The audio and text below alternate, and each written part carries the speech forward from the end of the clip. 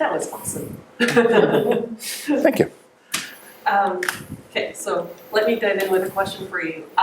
If my clients are, so I have the impression that what you're talking about works well if clients are fairly big people, but I have the impression that what I'm trying to sell is mainly a smaller thing, right? So I'm running a website on which part of the profit is going to be coming from sponsored article on our blogs, and that's a fairly small expense for them, right? So I'm thinking that it's going to be someone fairly small in their sales department that's just going to take a decision.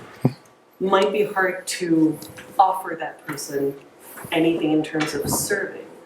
Do you have any suggestions when that person that you want to serve is actually maybe someone smaller in the Yeah, I mean, you think you need to make a decision whether or not it's simply transactional Okay. or it's relationship based.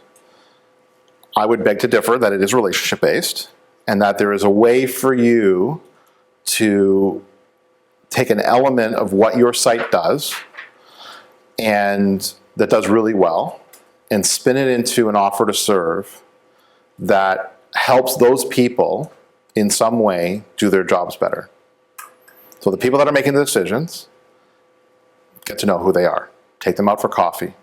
Ask them out for a lunch. Find out what it is that you can offer them or develop for them to help them make their job, do their jobs better. Okay. And so it's not directly related to your site, but it's directly related to the people you're trying to talk to. And those are the people you need to serve, right? People that are the decision makers that hold the purse strings to what you're doing, those are the people you need to serve somehow. And that means, and that's not just sending out articles. That could be part of it. That could be part of the value chain. But you have to start off with something that helps them. So when I sold sponsorships, for example, for conferences, my biggest breakthrough and where I actually developed 15 years ago this offer to serve.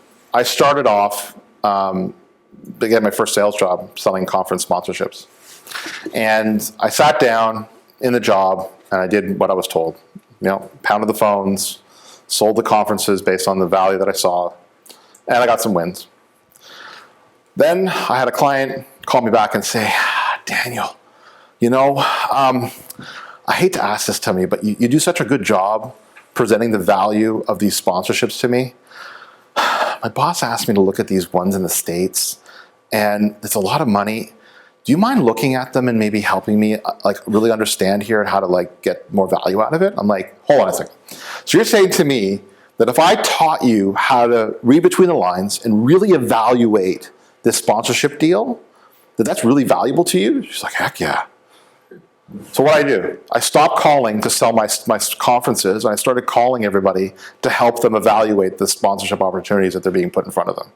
The second I switched to doing that, I went from making $300,000 in sales to over $1 million that year, within 3 months.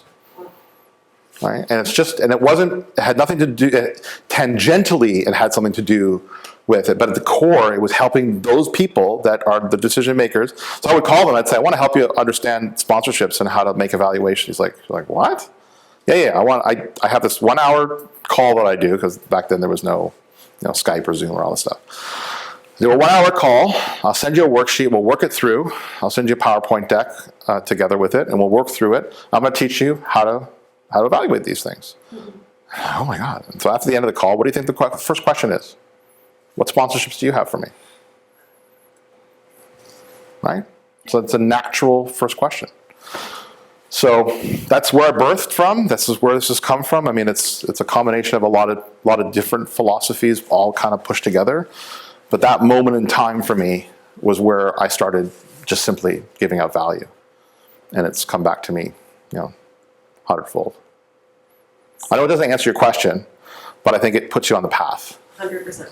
Yeah. And if you don't mind me asking also, so in terms of negotiating price afterwards. You don't have to. Okay, why not? Because once you've demonstrated the value behind something, it becomes invaluable. The price is the price.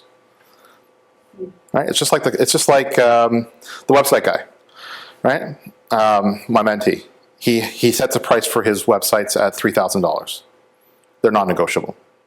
Once he's helped you grow your business on all your online marketing, the price is the price. You want to work with me? Well, maybe that's the time's not right. Okay. It's too expensive. It's not a problem. There's some velvet rope going on there, right? Because at some point, you have to sell on value. You can't sell on price.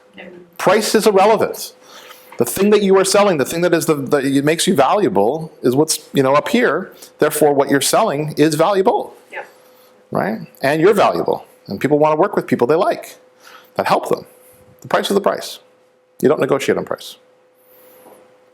Thank you. Because once you start negotiating on price, there's no differentiator. Right? Make sense? Cool.